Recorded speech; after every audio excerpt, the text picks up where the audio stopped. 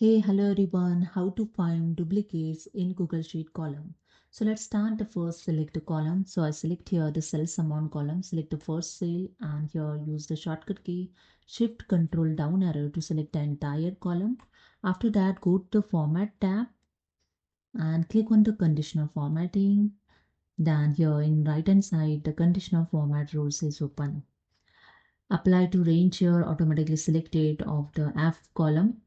In format rules, click on this drop down arrow and then select the custom formula is and enter here your formula. Okay, use the is equal to enter the count if in bracket copy this selected range. I just copy this range and paste here, Control C, Control V, use the comma, then enter the first cell of your selected range. So selected range is app column, the first cell of your data, F2.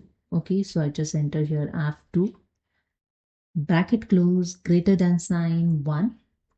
And here in formatting styles, choose the field color, select the color, and that's it. You can see your duplicate values find.